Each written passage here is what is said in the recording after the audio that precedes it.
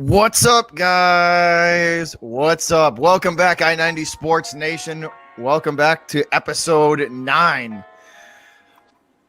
So, gentlemen, week 2 in the books. And once again, I feel like we got a good week of football. I think we got a good weekend of football. There was some good games, and a few of them that I was dead wrong about. I'll admit that. But other than that, a good weekend again of football. But let's dive right into this. So we're gonna start it off with the Patriots and the Jets. That was an interesting game.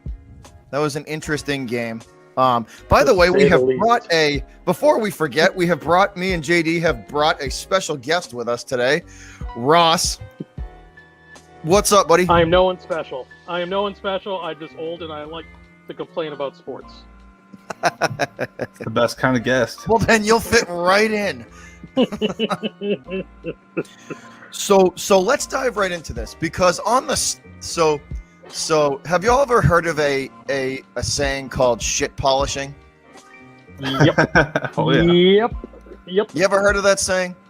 No question. Because you could take that piece of turd and you can polish it up and shine it up and make it look all real nice. But when you add water to it, what's it turned back into? Stinky, A smelly piece of shit. turd. It's still Still a turd, no matter what way you look at it, right? Now, Well don't put. get me wrong, right? Patriots versus Jets, 25-6. A W is a W. Whether you to steal something from Fast and Furious, whether you win by an inch or a mile, it's still a win. Still a W. It's still a win. Doesn't matter, right? Yep. But WCW. we can still look at the game, and when you kind of dive a little deeper into it, yeah, the score was 25-6. Yeah, there was a lot of good points, and the Patriots evening up their score at one, their record, I should say, at 1-1, getting Mac Jones his first W. Again, a mistake-free. I should say mistake-free, an interception-free game from Mac Jones. No picks again for the second game in a row. He racked up 186 yards. Unfortunately, no touchdowns. But let's kind of get into that a little bit. We're gonna kind of get into the numbers a little more. JD, did you get to watch highlights or watch any of that game? I watched some highlights. I didn't watch it live. I was busy watching the Bears game and everything, and other games and stuff. So what did you think? Well, I mean, I will say first, thank you, New England, very much. I have the New England, as I said in a previous podcast, I have the New England Patriots as my fantasy defense in my league, and you guys dominated. 4 interceptions and I think a couple of sacks there. A bunch of tackles for loss. I believe they racked up 3 sacks. 3 sacks. Yeah, it was a good day for myself and for the New England faithful. So thank you guys. It's much appreciated as a personal football fan. Anyway, and besides that, it's exactly what we talked about before. Only I would say it's even more ramped up. Maybe you could say, oh, that's just another week of film for Belichick to say, oh, you did this wrong, you did that wrong, you did this wrong. Basically, we knew that Belichick dominates young quarterbacks. What is it, 26-6 or something like that against? He is 21-6 versus rookie quarterbacks. Yes, absolutely. Yep. Dominates. So it's exactly what we thought. Only instead of Tua, which I guess Tua is not a rookie, so it doesn't count. Rookie quarterback, here he is. What's up? All right, first time playing Bill Belichick, you're gonna get destroyed. So that's what happened, and we kind of. Yeah, seeing ghosts. I like Ross's thing there. Exactly. You're going to be seeing ghosts because he's going to show you 8 different looks every single time, and I think that's what we saw again. I didn't watch play by play. So I was busy. I was focused on the Bears game, but I remember just seeing Zach running for his life every time he had the ball, just scared for his life. So that's great. If you're the Patriots, you like to see that because that's a division rival. He's going to be scared of you guys for the next couple of years. Ross, your initial thoughts from as the game ended. What were your initial thoughts?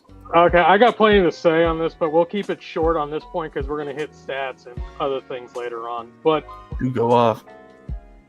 Zach made it very easy for us. Let's be honest. 3 of those picks were thrown directly to defenders, like they were receivers. All we had to do Two of them were legitimately thrown right at Patriots defenders. Two of them were literally thrown right like they didn't even have to take a step in any direction, just thrown right to them. And I'm still That's good shocked we coaching. got the amount. Yeah, and I'm still shocked we got the amount of sacks and hurries that we did. We did not put in most of our pass rushers. If you take a look, Winovich, certain other guys, they only had like 4 or 5 snaps on the field the entire game. And, the Jets had more time of possession. So essentially, that should have ended up to be more snaps for these guys. I think in some ways we are putting bubble wrap around certain players.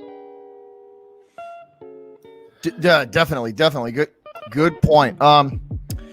So I'd like to kind of compare some notes with you guys. This is what I took out of it. I'm interested to what we'll start with the defensive side of the ball, Ross and JD, and then we'll move towards the offense. But defensively for the Patriots, this is what I took out of the game. Overall, the defense was pretty good. For most of the game, it was pretty good. They got after it.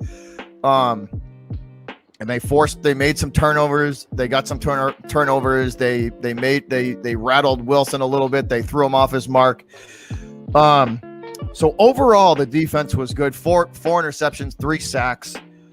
This Ross, now I want your opinion on this. To me, the corners and safeties, the defensive backs in this game carried the defense. Thank you. Except on the run. Okay, well, let's keep this in perspective. The run, I was not impressed with, but the pass rush from let's take a look at this. Let's look at the sacks. So you got Davis with 1, and you got Uche, middle linebacker, 2 sacks, 3 tackles, and Bentley 6 tackles, 2 assists. Again, they're making these plays in the backfield, which I do like. There were some open field tackle issues that I didn't like all that much, but we really got to shore up against the run, because if we're going to have trouble with the Jets running game, what are we going to do when we go against McCaffrey? We go up against the kid from Camaro from the Saints. We got to batten down, because I was not impressed with the run defense. You Patriots fans just looking down on all of us, just with your dominant secondary and your dominant offensive line and your dominant everything else.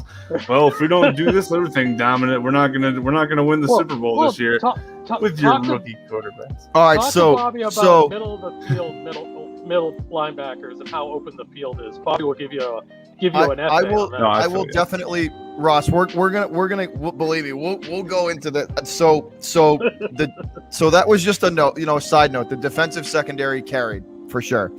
One of the standouts to me, Ross, I think I said it last week too, because even in the Miami game, he had a very good game. Jalen Mills again had a very, very good game for the Patriots. Very good game. They targeted him 5 times, and he only allowed 7 yards. That's it. Again, so they tried to pick on him.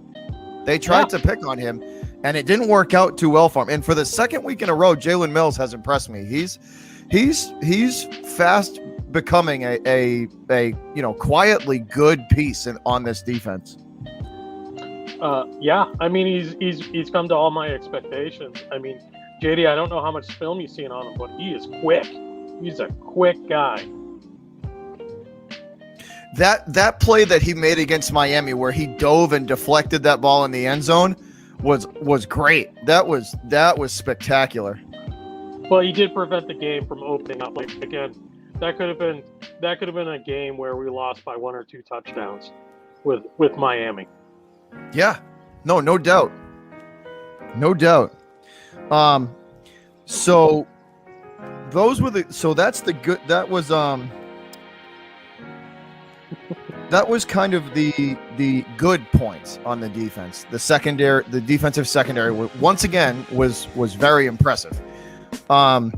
So let's kind of get down into the parts of this defense that are worrisome for the second week in a row have definitely shown some cracks and some vulnerability.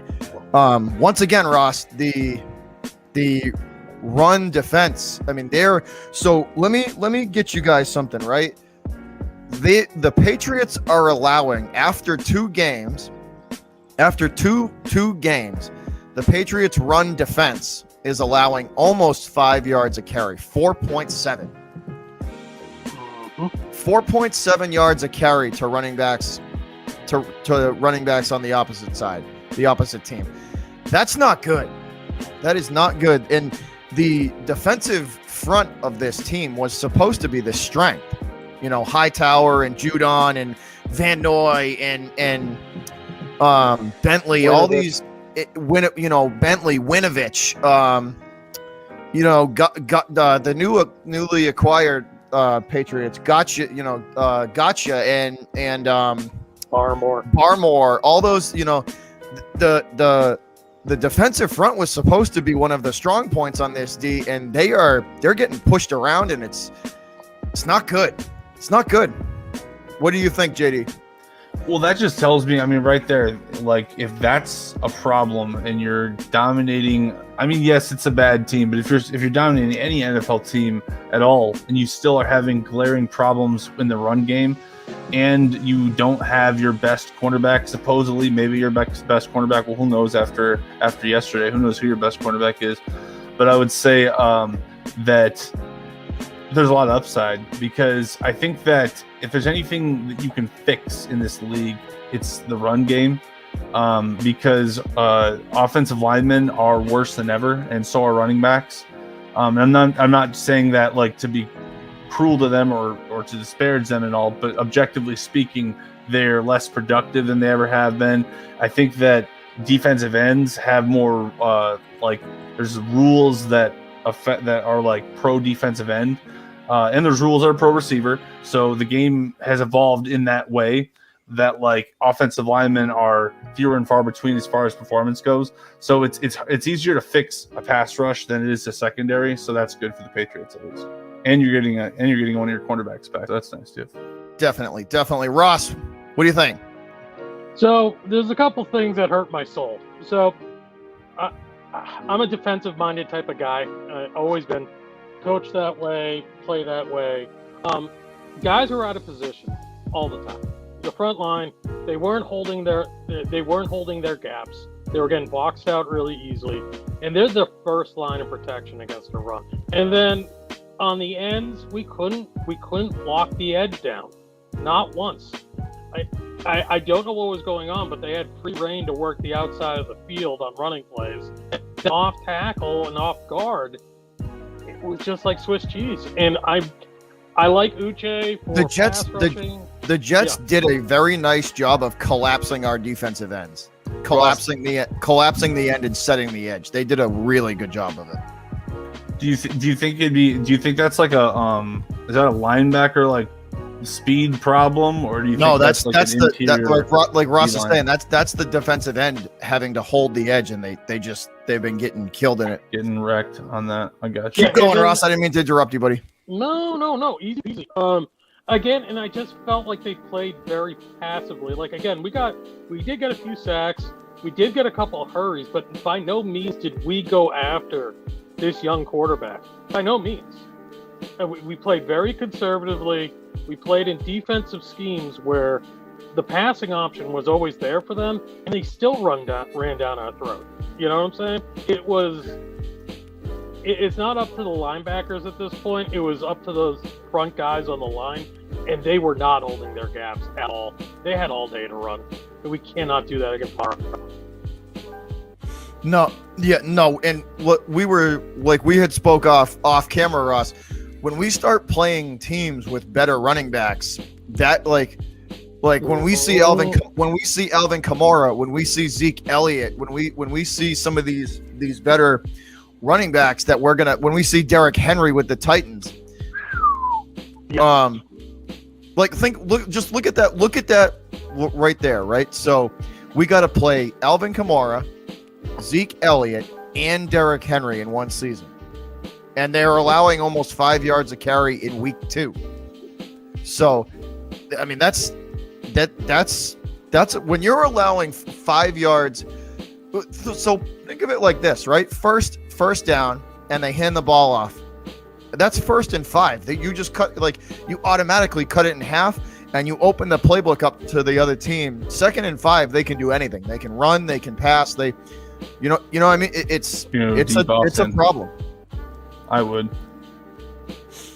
Yeah, go ahead, JD. Sorry, I was going to say what Ross said. I was just going to respond to Ross's thing. He said that we weren't even really pressuring Wilson much. So basically, Ross is saying that Wilson ain't seen nothing yet, man. You threw 4 interceptions against us just playing good secondary. Oh, you wait until we get a pass rush. That's what I heard. Yeah, essentially the kid legitimately just threw it to our defenders. Like if you look at if you go take a chance to look at those interceptions, like it wasn't in double or triple coverage. It was thrown directly to a defender. Like, don't get me wrong, I'll take it all day. But it wasn't like man-to-man coverage, big play. It was like at least 3 of them wins a win, were right? uncontested. So it's just like, I try to give credit where credit's due. They did pick up the ball. They did capitalize. But he just threw terrible. You think it was more just him failing versus the Patriots playing well? Thank you, yeah. Ross, would you like to add anything to that, brother? It's a good take. The defensive side, my concerns are there was a lot of players we did not see against the Jets. Where was Barmore? Where was Winovich? Where were these pass rush guys that we were all talking about at the beginning of the season? All of a sudden, they're not existent. We're looking at a bubble wrap team right now. I think there's some lingering injuries. They didn't see the Jets as much of a threat, and what they decided was that we're going to play conservative this game. It showed on both sides of the football today. I mean, on that game, anyways. That's my theory, anyways. No, I could totally see it, because especially if Bill recognizes that he can win and not overextend himself, then he'll just win and not overextend himself. Yeah, and that's his playbook. Like, again, least amount of effort for the W, you know, because again, he doesn't want to burn out his guys before bigger games. So now let's slide over to the offensive side of the ball. Once again, Ross and JD, Damian Harris shines again. The guy just went full when on that 26-yard touchdown run that he had, he was hit at the 8 the 8 or the 10 with the first contact was made at I believe first contact was made at the 8, I think. And he slipped 4 tackles and drug 3 defenders on his back into the end zone. Like, he just would not be denied. Like, if we get that kind of running from him, and so far he's shown it in 2 straight games, he's going to be a problem for the league this year. Like, a big problem. Absolutely. Yeah, I would say that Harris, if they keep using him as like a workhorse, that just opens up the playbook for everyone else. So that's all I would add to that. What do you got, Ross? All right, so Damian Harris, here's 16 carries for 62 yards, 3.9 average per carry, 1 TD. And I mean, the stats aren't the only thing, but it's like, I really was hoping like 100-yard game from him. Not for fantasy stuff, but to get this young kid out there, get him comfortable running the ball, maybe catch some passes out of the backfield. But it was just, you and me complained since the Miami game that this playbook is so boring, so lackluster, and with no disguising the plays. Like, have we seen really any receptions from Damian Harris? Have we seen? I think there's so much more of this team that we haven't seen, and it's driving people crazy. Yeah, no, absolutely. And here's another to add to the Damian Harris thing. So he had 16 carries for 62 yards, right? There was more yardage, or there should have been more yardage there. How many times how many times, Pats Nation, everybody listening to this, if you watched that game, how many times did you see Dame Harris have to run into a wall at the line of scrimmage, or first contact on him was made behind the line of scrimmage and he made something out of nothing? He made a 1 yard loss into a 3 yard gain. That's the sign of a good running back. That's the sign of a good. Yeah, that's a yard run, like 13 or like 3 times at least. To be hit behind the line of scrimmage, to have first contact made behind the line of scrimmage and at least fall forward and get back to the line of scrimmage for a non-negative play. It shows awareness. It shows, it's the sign of a good smart running back. I know me and you, Ross, had talked off camera about this too. The running in the 16 carries, and I bet about 4 of them he ran straight into a wall of nothing. Yeah, here's the thing, and this is the thing that we get aggravated about. We've had arguments with our fan base about why are we running off tackle off guard every single time. Not once did I see an end around, just something to give them somewhat of a chance, because they would still run a running play with a box stats. You have so many options on the flats. Why don't you fake a run? He goes out there, catch a little dinky pass for 3 or 4 yards. Everyone's talking about all these checkdowns. I'm not seeing that many checkdown plays. I want to see Damian Harris be used more effectively and not put him in positions where he's got to try to blow through a wall. That's how you burn out running backs, and quickly. Yeah, absolutely. And like red zone, like we got in a big argument with some people the other day. Like red zone, why are you running the same running play in the red zone? First one you get stopped for nothing, and then the second one you get -7 yards. That's funny because that's a perfect transition into the next point. The efficiency once the Patriots cross the 30 of the opponent. Uh-huh. It's now. I want to ask both of you guys, JD. So I'll start with you, and then I'll get Ross's opinion too. Now, I want your opinion, right? So the Patriots crossed. They were able to get into the red zone quite a few times. I want to say like 6. It seemed from watching the game and just looking at the play calling, it seemed like it tightened up. Like once again, do you think it's the lack of trust in Mac Jones to throw the football in the red zone, or is it receivers not being able to get open, or is it Jones not trusting himself throwing into tight windows? What do you think?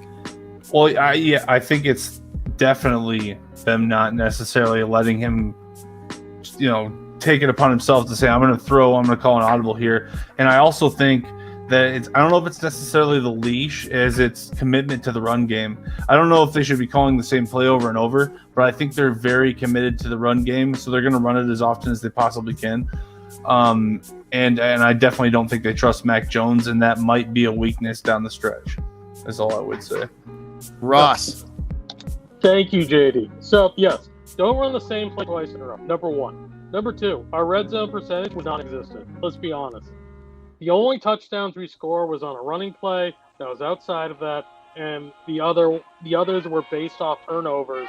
If those didn't happen, this could have been a far closer game at the end of the day. So let's go back to red zone situation. So they have put certain players under bubble wrap. Okay, Mac Jones is one of them. They have legitimately cut his playbook in half. He hasn't thrown over the top at all. And I just feel that he is in his own head right now. He's second-guessing things because they're telling him to play conservative. If the play is not there and you're not 100%, check it down or throw the ball away. Because we're seeing this from all the other players on the field. Are we seriously thinking Jonnu, who could have had a touchdown that game, and instead went right out of bounds because they don't want these guys putting their body at risk when this is a game they should clearly win. I think they scaled down the playbook.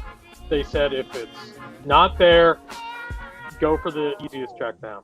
I think he's been told, keep it conservative, and he's second guessing himself. Hopefully that'll be worked out by the Saints game, but as you saw, Bobby, from that game, he is not throwing like he did in preseason. So let's talk about that a little bit. Now, JD, so strap your tinfoil hat on here a little bit. So what if Hunter Henry's hurt, and what if Mac Jones what if Mac Jones and Hunter Henry are nursing injuries, and Belichick's trying to not get them crushed or killed during a game that they should more than likely come through with a win. So Mac Jones in the preseason, I believe it was in the Giants game, got rolled up on and it tweaked his knee. Ever since then, he's worn that knee brace. Now, if you watch the film, JD, if you go back and watch the games prior to that in the preseason, you'll see Mac Jones throwing much harder and with much more confidence than the Miami game and this game. And also, if you take 5 random plays from this game, pass plays, and if you watch his feet, he's very flat-footed, and he's not driving the football. He's throwing with all arm. He's throwing with all arm, and that's worrisome to me. That's worrisome to me. Because if he is, let's just say he is nursing something and trying to outlast it until it gets better, it'll be very telltale if in 3 weeks the knee brace comes off. I would say that that is it. I didn't realize that. This is actually news to me. And if he is nursing something like that, then he's just got to kind of play through it, because that's the NFL, man. So you got to keep on playing until it gets better. I'm sure that. But could that be a reason why their play calling is so vanilla, so bland, to not put him at risk? You know what I mean? To not have him sit back in the pocket for 3.5 seconds and let a deep ball, let a deep crossing route develop. You know, you have to sit back in the pocket, and when you sit back in a pocket, you risk being hit. That's basically what I'm getting at. I think that maybe like a running play, that could be the case. But I feel like that if I'm an offensive coordinator, I don't know this for a fact. It's possible you're right on this, but I don't know this for a fact. But if you're an offensive coordinator, you probably, like, as far as passing plays, if you're out there, you should be able to make any passing play. And if you can't, then maybe the backup should play. Maybe Brian Hoyer should play. I mean, honestly, how would you feel about that? Like, if Hoyer did have to come in, like, if it was for the betterment of Mac Jones, I might not have a huge issue. Ross, I think he's young. I think he'll be all right. Ross, now I want to get your thoughts on that. Me and you have spoke about that a little bit, but I want to get your thoughts on that little kind of tinfoil hat theory. Well, so remember last season, what was everyone's biggest complaint about Cam Newton? His footwork was bad, and he wasn't driving throws. He was using all arm strength. Mac Jones is not Cam Newton. He does not have that upper body strength to be able to toss that ball. So I would not be surprised if he talked to McDaniels before the game. I'm not going to be able to get to that second and third level on the passing. So I'm assuming that they only kept it in short yardage plays this game because he can't. He can't drive his leg forward. He can't get those laser-like throws off like he did in preseason. I think this was a rest game that he had to play. Because let's be honest, if we put Brian Hoyer in there would have been a lot of problems. Next part is I believe there's at least 3 players that are on the offense that are under bubble wrap, if not 4. We have Mac Jones with the knee brace. We have Jonnu Smith that kept going out of bounds and taking safe passes whenever he was targeted. And Hunter Henry, where you only saw him 3 times. We hit him a few times big yardage plays, but we only had 6 receptions from our tight ends. And let's put this in. Let's put it into perspective too. 57 plays for the Patriots, and they only threw to the tight end 6 times. And it's very interesting to see that Ramondre Stevenson was not in the game today. Was not active, yeah. They unactivated him and put in Brandon Was it Brandon Bolden? Is that the correct name? Bolden instead, yes. Yes. He can run, and he is special teams. I think they also rested him because remember the workload he put in against Miami? Yes. He did. He ran good against Miami. He did.